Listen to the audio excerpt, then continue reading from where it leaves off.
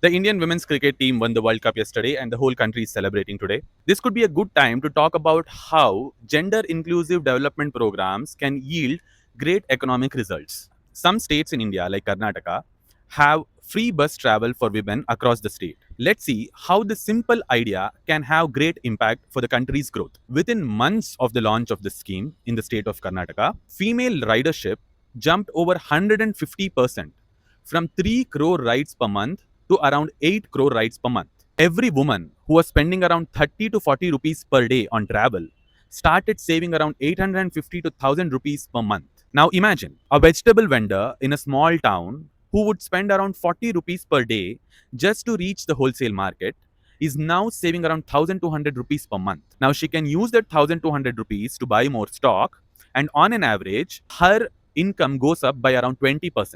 Or a domestic worker in Bengaluru who can now work one extra household per day because the travel is free. She will now earn 2 to 4,000 extra per month. Now multiply these stories by around 40 lakh women riders per day. What you get is something powerful. More income, more spending, more growth. Economists call this the multiplier effect.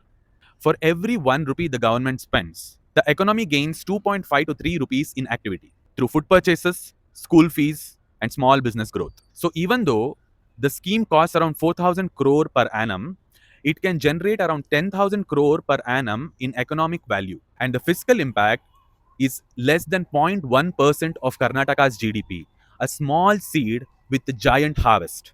Now, here is where it connects to the bigger picture. According to the World Bank and IMF, if more Indian states adopt this scheme, and even if 10% more women enter the workforce in the country, India's GDP can add over $700 billion over the next decade. To put that into perspective, $700 billion is almost the entire GDP of countries like Switzerland and Saudi Arabia. And it's 1/4 of India's current GDP. So it is basically like adding a mini India, not through factories or exports, by empowering more women to join the workforce and participate freely. Think about it.